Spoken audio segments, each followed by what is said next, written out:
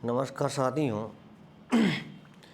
अभी अपन जो बात करने जा रहे हैं वो बात करने जा रहे हैं शिक्षा मनोविज्ञान में हमारा जो टॉपिक है मूल्यांकन, इवैल्यूएशन। क्या होता है मूल्यांकन? सबसे पहले हम बात करें मूल्यांकन के अर्थ की। मूल्यांकन का अर्थ मापन से अधिक व्यापक होता है। मूल्यांकन का अर्थ मापन नहीं है। समझ रहे हैं आप? मूल्यांकन का अर्थ मापन नहीं है। मूल्यांकन मापन से अधिक विस्तृत होता है, बड़ा होता है। मूल्यांकन में परीक्षणों के नियम, सिद्धांत, उनका निर्माण, उनका मानकीकरण मतलब स्टैंडर्ड, प्रशासन तथा उनके द्वारा प्राप्त परिणामों की व्याख्या आदि सम्मिलित होती है। बात करें बालक में गुणों की प्राप्ति अनुभव एवं प्रशिक्षण के आधार पर होती है। मूल्यांकन से अभिप्राय, मूल्यों का गुणों के आधार पर अंकन। गुणों के आधार पे जो भी अंकन किया जाता है उसको हम कहते हैं मूल्यांकन। मूल्यांकन शब्द कैसे बना है? मूल्य प्लस अंकन दो शब्दों से मिलकर बना है, जिसका अर्थ है मूल्यों को अंकित करना। एक बालक के मूल्यांकन से अभिप्राय है उसके गुणों को देखना। मूल्यांकन में बालक के जो गुण हैं उनको देखा जाता है, उसके आधार पर उसका आकलन या उसके मूल्य को अंकित किया जाता है।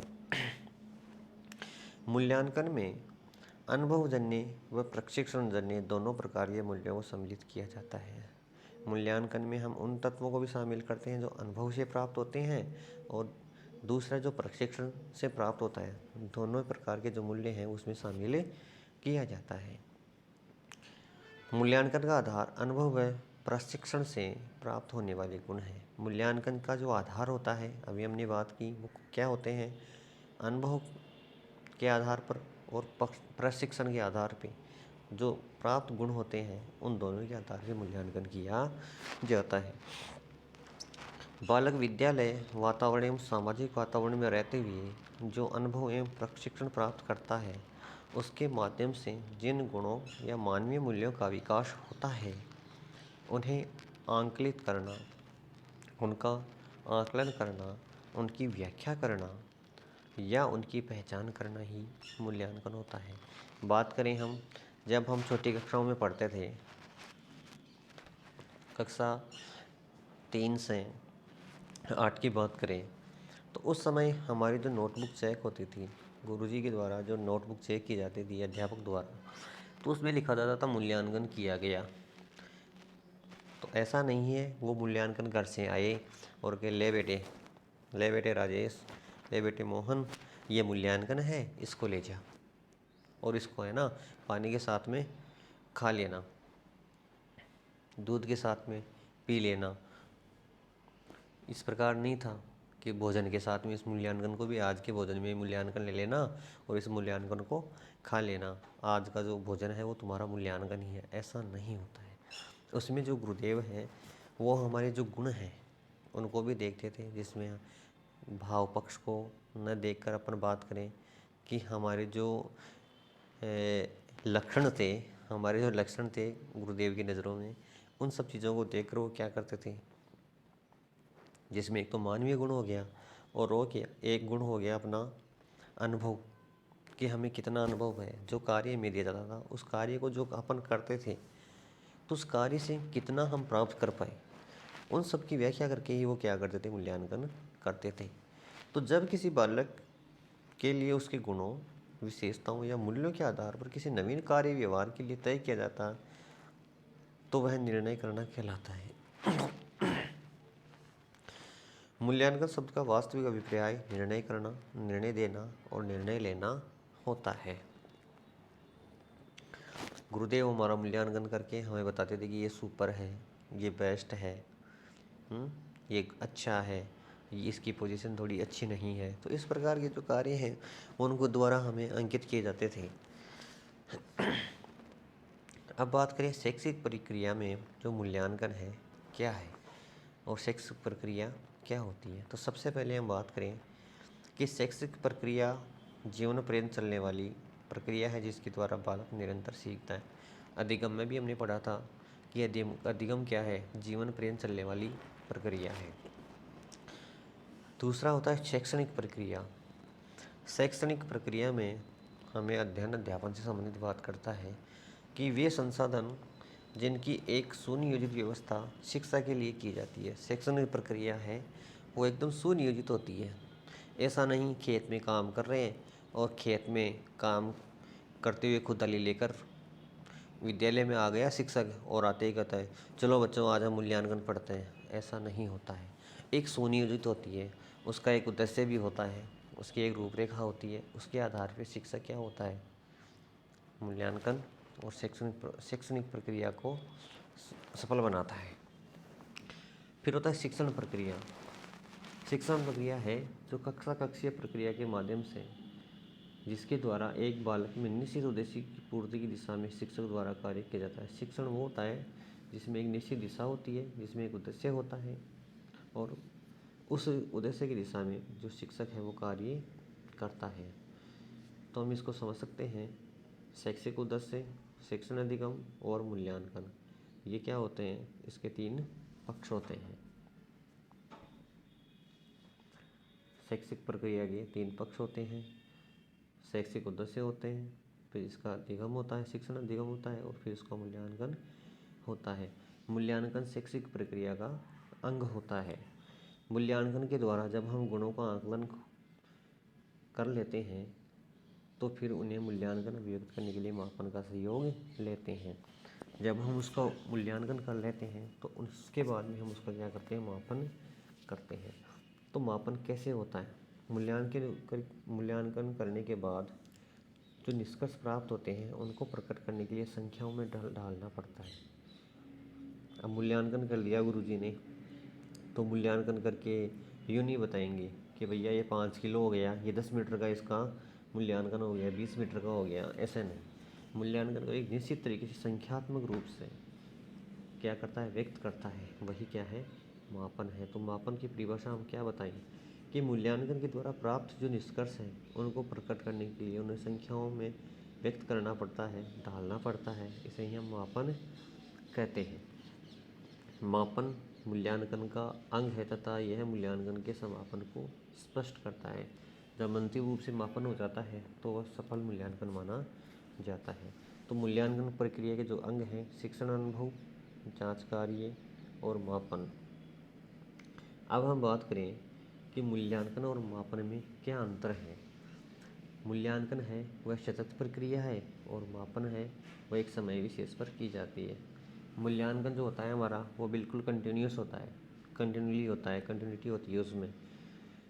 लेकिन मापन है वो उसके बाद में होती है, एक समय विशेष में होती है।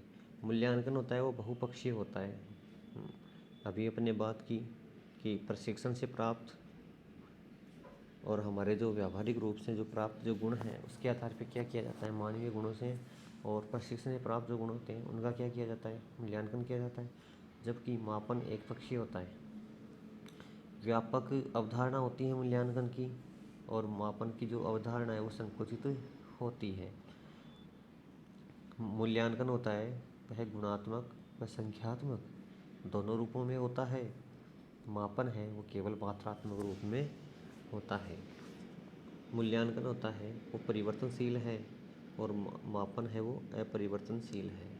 कैसे परिवर्तनशील है, किसी बच्चे का मूल्यांकन किया तो पहले मूल्यांकन में उसके जो अंक हैं वो कम आते हैं तो परिवर्तन हो जाता है उसमें, आगे वो अच्छा करने का प्रयास करता है जब उसको विभिन्न प्रकार के क्रियाकलापों के माध्यम से उसमें बदलाव लाया जाता है। लेकिन मापन एक बार हो गया तो उसमें परिवर्तन फिर संभव नहीं है। मूल्यांकन में गुणों का आकलन होता है जबकि गुणों को मात्रात्मक रूप में प्रकट करने का कार्य कौन करता है, मापन करता है। मूल्यांकन की वैधता, विश्वसनीयता और वस्तुनिष्ठता पाई जाती है जबकि मापन में ऐसा संभव नहीं है। अब बात करें हम मूल्यांकन की विशेषताओं के बारे में कि जो शब्द हमने पढ़े हैं, वैधता, विश्वसनीयता, वस्तुनिष्ठता, ये क्या होते हैं। तो आइए हम बात करते हैं मूल्यांकन की विशेषताओं पर।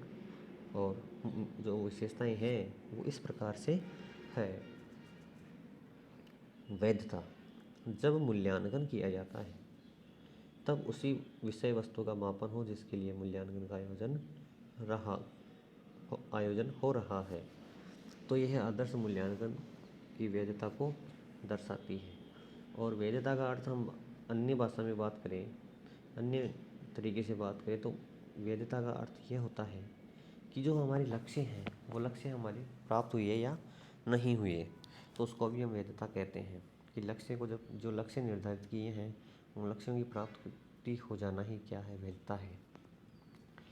सेकेंड अपन बात करें विश्वसनीयता।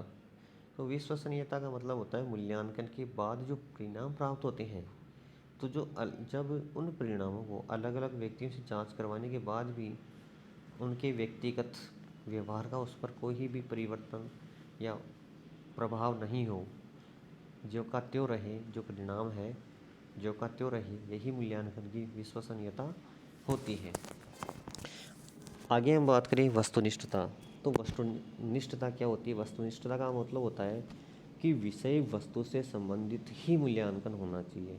जो भी प्रश्न हो वे सभी प्रश्न विषय वस्तु से संबंधित ही होना चाहिए। कि ऐसा मूल्यांकन जिस पर किसी भी जांचकर्ता, शिक्षक की अभिरुचि, शिक्षक की रुचि, आदत, मनोवृत्ति का प्रभाव नहीं पड़ता हो तथा सभी के लिए एक समान परिणाम में निष्ठा हो, वस्तुनिष्ठता।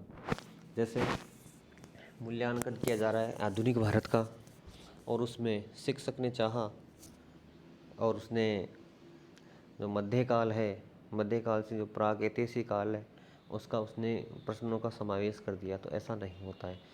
जो विषय वस्तु होती है, जो विषय वस्तु जिस पर मूल्यांकन करना होता है उससे संबंधित ही क्या होने चाहिए, प्रश्न होने चाहिए। ऐसा नहीं कि शिक्षक का जो व्यवहार है उस व्यवहार के अनुसार उस पर मूल्यांकन पे प्रभाव पड़े, शिक्षक के मन में जो उत्तर आए वही बच्चा उत्तर दे, ऐसा संभव नहीं हो।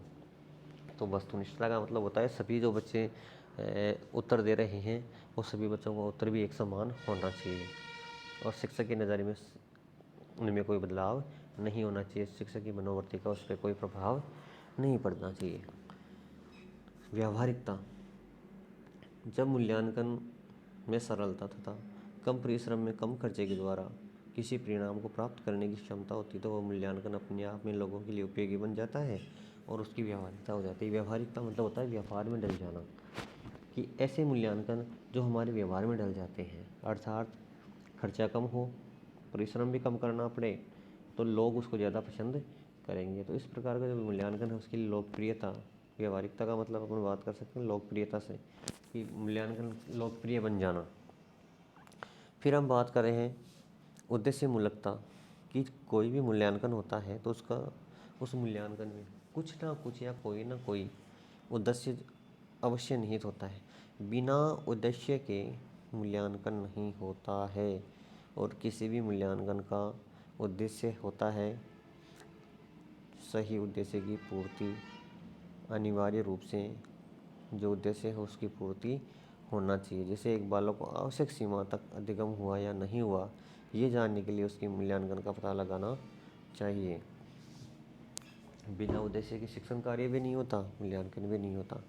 उसके बाद अपन बात करें विभेदकारिता। विभेदकारिता का मतलब क्या होता है कि किसी भी मूल्यांकन के द्वारा जब बालकों को वर्ग श्रेणीवार वर्गीकरण में आसानी हो जाती है तो यह मूल्यांकन की विभेदकारिता कहलाती है। कमज़ोर छात्रों को, कुछ अच्छे छात्रों को और उच्च जो अध्ययन वाले छात्र हैं उन सब में सबको क्या कर देती है, उनका वर्गीकरण कर देती है, तो उसको बोलते हैं विभेदकारिता। सबको अलग अलग करना उनके ज्ञान के अनुसार। व्यापकता, जब मूल्यांकन में संपूर्ण विषय वस्तु को समावेशित किया जाता है अथवा बालक विषयगत ज्ञान के अलावा सह शैक्षणिक उपलब्धि के व्यवहार को भी सम्मिलित किया जाता है तो वह मूल्यांकन की व्यापकता को दर्शाता है। ऐसा नहीं कि ठीक है बच्चे को हिंदी का एक पाठ बताया और उस एक पाठ तक ही क्या किया जाए, मूल्यांकन किया जाए, नहीं।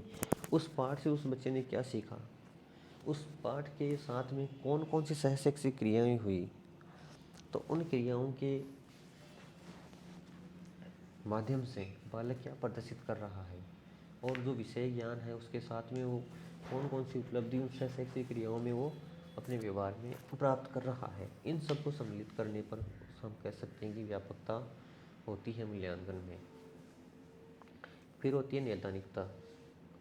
नैदानिकता का अर्थ क्या है कि मूल्यांकन के बाद जब एक बालक में कमी नज़र आती है, हमने मूल्यांकन किया और मूल्यांकन के बाद जब एक बालक में कोई कमी नज़र आती है या फिर वह आवश्यक सीमा तक अधिगम नहीं कर पाता, हमने 10 प्रश्न दिए, 10 प्रश्न में से बच्चा 3 प्रश्न कर पाता है, 2 प्रश्न कर पाता है, तो और हमने बच्चे को कहा कि आपको 10 में से 7 या 8 प्रश्न करने हैं। ऐसा हमारे साथ भी होता था। जब अपन अध्ययन करते हैं तो हमारे साथ में भी ऐसा ही होता था। क्या कि जब गुरुजी ने बताया ये 10 प्रश्न हैं अमुक पुस्तक से, अमुक पाठों से, तो आपको ये तैयार करना है। लेकिन यदि जब आप इसका उत्तर देते हैं तो आपके जो उत्तर हैं वो कम से कम 8 जो प्रश्न हैं उनके उत्तर सही होने चाहिए। अब कुछ बच्चे होते हैं वो 10 में से 10 प्रश्न सही करते हैं, कुछ 9 करते हैं, कुछ 8 करते हैं, तो ये तो हो गया एक निश्चित सीमा तक। लेकिन कुछ बच्चे ऐसे होते हैं जो उस मूल्यांकन में केवल 3-4 प्रश्न है उनको हल कर पाते हैं। तो जब शिक्षक को पता लग गया कि बालक में इस प्रकार की कमी है कि बालक के 3 या 4 प्रश्न सही हुए हैं या 2 प्रश्न सही हुए हैं, तो ये अधिगम नहीं कर पा रहा है, तो उस अधिगम नहीं कर पाने के कारणों का पता लगाना ही क्या है, निदान होता है। तो उसने निदान किया, जिससे कारण जानकर, उस निदान से कारण जानकर फिर उसको उपचारात्मक शिक्षण करवाया गया। उपचारात्मक शिक्षण करवाए जाने के पश्चात उसको उस सीमा तक, अलग प्रकार से उस सीमा तक पहुंचाने के लिए क्या करवाया जाता है, अधिगम करवाया जाता है। तो यह है नैदानिकता। और नैदानिकता का हम सरल अर्थों में बात करें तो ऐसा होता है कि अधिगम में आने वाली कठिनाइयों का पता लगाना ही निदान कहलाता है। अधिगम में आने वाली जो कठिनाइयाँ हैं, जो समस्याएं हैं, जो बाधाएं हैं, जो रुकावट हैं, जो बैरियर्स हैं, उनका पता लगाना ही क्या है, नैदानिकता कहलाता है। आगे अपन बात करें सतत प्रक्रिया। मूल्यांकन शैक्षिक प्रक्रिया का अंग है जो कि जीवन पर्यंत चलने वाली प्रक्रिया है, इसलिए ये सतत प्रक्रिया है। जैसे हम घर पे कोई काम करते हैं, पिताजी माताजी या जो भी बड़े बुजुर्ग हैं वो उसका क्या करते हैं, मूल्यांकन करते हैं, उस पर नज़र रखते हैं कि ये काम किस प्रकार कर रहा है। जब यदि हम अच्छा करते हैं तो वो कहते हैं कि अच्छा किया, लेकिन यदि अच्छे के साथ में कुछ कमियां रह गई तो वो क्या करते हैं कि अच्छा तो किया पर, वो पर शब्द जोड़ देते हैं। अच्छा तो किया पर, लेकिन ये कमी रह गई, लेकिन पर ये शब्द जोड़ देते हैं। फिर वो हमें कहते हैं कि इसको इस तरीके से करो। जब हम उसको उस तरीके से करते हैं तो वो कहते हैं कि हाँ अब अच्छी प्रकार से, भली प्रकार से हो गया। तो ये सतत प्रक्रिया है और जीवन पर ये चलने वाली जो प्रक्रिया है वो चलती रहती है। फिर बात करते हैं अपन सामाजिकता की, कि मूल्यांकन के समय जो प्रतिभागी है वो सामाजिक वातावरण को ध्यान में रखते हैं, मूल्यांकन के परिणामों तक उसको ले जाना चाहिए। अब उस बच्चे के जो ज्ञान है, विज्ञान है, उसका जो मूल्यांकन है वो सामाजिक रूप से सामाजिक पक्ष को भी मजबूत बनाता है। तो उसका जो मूल्यांकन है वो हमें सामाजिक पक्ष को ध्यान रखते हुए भी उसका मूल्यांकन करना चाहिए और बच्चे को समाज से उस मूल्यांकन के द्वारा समाज के मूल्यों के साथ उसको जोड़ना चाहिए। अब बात करते हैं हम सतत समग्र मूल्यांकन, जिसको हम कहते हैं कंटिन्यू कॉम्प्रिहेंसिव इवैल्यूएशन, CCE। क्या होता है ये? वर्तमान मूल्यांकन व्यवस्था में बालक को सर्वांगीण विकास को ध्यान में रखते हुए, वर्तमान जो मूल्यांकन व्यवस्था है उसमें बालक के सर्वांगीण विकास को ध्यान में रखते हुए उसके लिए सतत समग्र मूल्यांकन को अपनाया गया है, जिसमें बालक के लिए व्यवस्था की गई है कि सीखना एवं परीक्षा के साथ चलने से उसमें परीक्षा का भय नहीं रहता, बल्कि उसका उत्तम विकास की सही दिशा में व्यवहार परिवर्तन होता रहता है। वर्तमान में हम बात करते हैं कि कक्षा 1 से 5 तक बच्चों के लिए वर्कबुक चलती है, तो उसमें सतत मूल्यांकन होता है। हर जो एक्टिविटी होती है उसका मूल्यांकन होता है, सर्वांगीण विकास होता है, जैसे सामाजिक पक्ष है, क्रियात्मक पक्ष है, भावात्मक है, अवबोधात्मक है। जो भी 3 या 4 जो पक्ष हैं अपने, क्रियात्मक है, भावात्मक है, अनुसंधानात्मक है, अवबोधात्मक है, जो भी पक्ष हैं उन सभी पक्षों का शैक्षिक, सहशैक्षिक, सहशैक्षणिक जो भी पक्ष हैं उन सभी का क्या होना चाहिए, बच्चे का विकास होना चाहिए।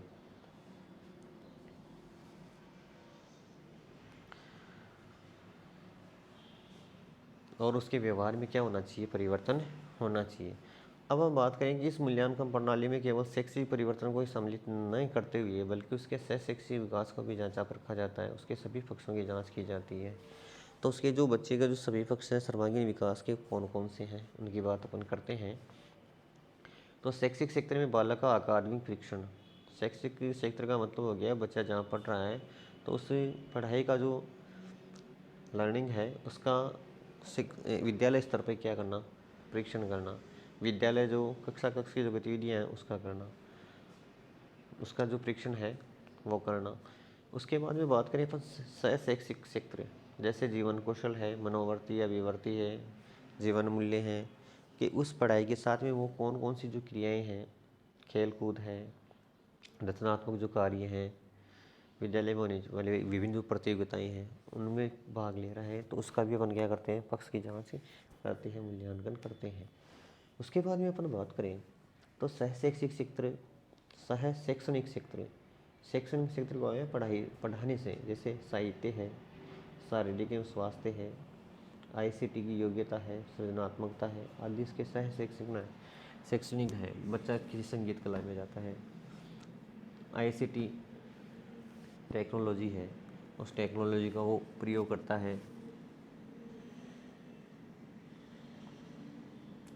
उसके बाद में अपन बात करते हैं सतत समग्र मूल्यांकन में परीक्षण। कौन कौन से जो परीक्षण होते हैं उस परीक्षण की बात हम करते हैं। पहला होता है एफए, जिसको अपन बोलते हैं फॉर्मेटिव असेसमेंट, ये रचनात्मक होता है, निर्माणात्मक होता है।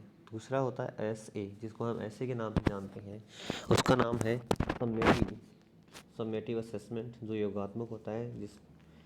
अब देखिए जो एफए है निर्माणात्मक के जो प्राथमिक प्रशिक्षण वो किस प्रकार से होते हैं, तो मौखिक प्रकार के परीक्षण जिनमें बालक को दिए जाने वाले कार्य के प्रदर्शन को आधार मानकर विद्यालय स्तर पर मूल्यांकन करना। एफए है ये विद्यालय स्तर पर बालक के जो कार्य हैं, प्रदर्शन है, उनके आधार पर किया जाता है। ये एक सत्र में 4 बार इसका आयोजन होता है और प्रत्येक बार 10 अंक का एक एफए होता है, तो कुल 40 अंक के ये ऐसे होते हैं जो वर्ष में या एक सत्र में 4 बार होते हैं।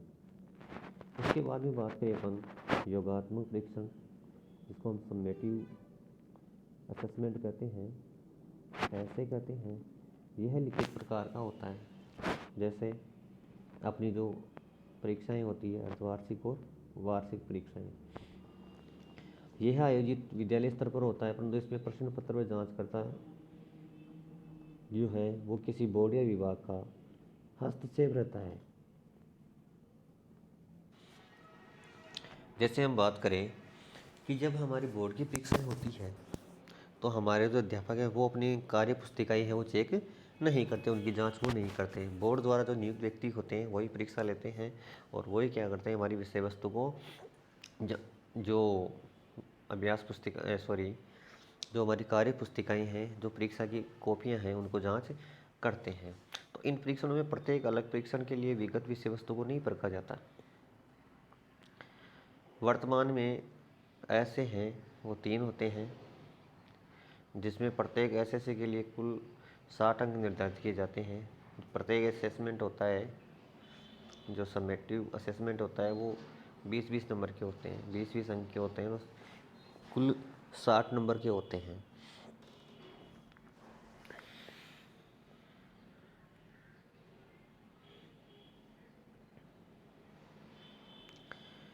परीक्षा में जो प्रश्न पूछा जा रहा है वो किस प्रकार पूछा जा रहा है, तो परीक्षा में जो इसका अनुपात रहेगा वो 60:40 रहेगा। 60 रहेगा योगात्मक और 40 रहेगा अपने निर्माणात्मक या एफ ए अनुपात ऐसे पूछे तो 40:60। यदि ऐसे अनुपात एफ ए पूछे तो 60:40। तो इनका जो कुल अनुपात होता है वो होता है 3:2। तो जिस प्रकार से प्रश्न पूछा जाए उसी प्रकार इनका मान रख के इनका जो अनुपात है वो बताना होता है।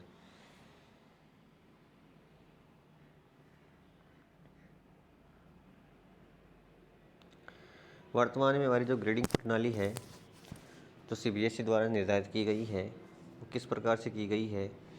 यदि कोई बच्चा है वो 91 से 100 अंक प्राप्त करता है तो उसको 10 अंक प्रदान किए जाते हैं असेसमेंट के अकॉर्डिंग। जिसको हम बात करें ऐसे में तो उसका ग्रेड है वो A1 होगा। यदि वह या जिसको A+ बोलते हैं हम, दूसरा होगा 81 से 90 जो नंबर प्राप्त करता है बच्चा तो उसका संकेत जो अंक होता है वो 9 होता है और उसको जो ग्रेड मिलता है वो A मिलता है, जिसको हम वर्तमान में A कहते हैं या उसको कह सकते हैं A2 कह सकते हैं। तीसरा बात करें अपन तो थर्ड में 71 से 80 के बीच 8 अंक होते हैं जिसको अपन B1 कह सकते हैं या B+ कह सकते हैं। उसके बाद में अपन फोर्थ की बात करें तो 61 से 70 के मध्य जो अंक प्राप्त करता है तो उस बच्चे के जो संकेत अंक मिलते हैं वो 7 नंबर मिलते हैं, 7 अंक मिलते हैं, उसको हम B2 कह सकते हैं या B कह सकते हैं। फिर हम बात करें 51 से 60 के मध्य तो 51 से 60 के मध्य उसको 60% होता है तो 60% का अंक 6 होता है और 6 में वो C होता है जिसको हम C+ कह सकते हैं या C1 कह सकते हैं। 41 से 50 सिक्स्थ होता है, उसका जो अंक होता है वो 5 होता है। 5 में अपन कह सकते हैं कि C उसको ग्रेड प्राप्त होता है या C2 ग्रेड उसको प्राप्त होता है। सेवन्थ की बात करें तो 33 से 40 के मध्य 4 अंक होते हैं और 4 अंक की अपन बात करें तो उसको ग्रेड मिलता है D। और अपन बात करें 21 से 32 के मध्य तो इसमें E1 होता है और 20 से कम E2 होता है। तो वर्तमान में प्रारंभिक शिक्षा के क्षेत्र में तथा सीबीएसई में माध्यमिक स्तर पर यह लागू कर दिया गया है। क्योंकि अपन बात करें कक्षा 8 की जो मार्कशीट आती है, कक्षा 5 की जो मार्कशीट अपने यहाँ राजस्थान बोर्ड इन बच्चों की आती है और सीबीएसई में जो मार्कशीट होती है उनमें अपन इस प्रकार से आकलन कर सकते हैं। अब बात करें हम सतत समग्र मूल्यांकन के उद्देश्य। इससे क्या उद्देश्य है तो बालक का सर्वांगीण विकास होता है। इसके लिए शैक्षणिक पक्षों की जांच होती है। बालकों में व्याप्त परीक्षा के भय से मुक्त करना होता है। बालकों को परीक्षा का भय नहीं होना चाहिए, बिल्कुल भय मुक्त होना चाहिए वातावरण परीक्षा का। सीखने के साथ ही परीक्षण ताकि कमजोरी रहने पर तत्काल उपचारात्मक कार्य शिक्षण कार्य किया जा सके। जैसे मान लो किसी बच्चे को कोई कठिनाई हो रही है, कठिनाई उसको आज हो रही है दिगम में और हम 10 महीने बाद में उसका क्या कर रहे हैं उपचार करें, तो ऐसा नहीं होना चाहिए। जैसे निदान हो वैसे उसका क्या हो तत्काल उपचार हो। बालकों में सृजनात्मकता, साहित्य, कलात्मकता, कौशलात्मक, मनोवर्तीय, विवर्तीय संबंधित पक्षों को मजबूती प्रदान करना। तो इस प्रकार से हमने जो बात की सतत कंटिन्यू कॉम्प्रेहेंसिव असेसमेंट की अपन ने बात की या एवल्यूशन की बात की, इसमें अपन ने ऐसे के बारे में बात की, हमने मूल्यांकन के अर्थ, उसके उद्देश्य, उसके जो लक्ष्य हैं उनके बारे में हमने बात की। तो इस प्रकार से हम बात कर सकते हैं कि आज का जो अपना जो टॉपिक था मूल्यांकन वो वहीं विराम होता है, उसको यहीं विराम करते हैं। कल अपना जो नया टॉपिक होगा उसके बारे में अपन चर्चा करेंगे। धन्यवाद।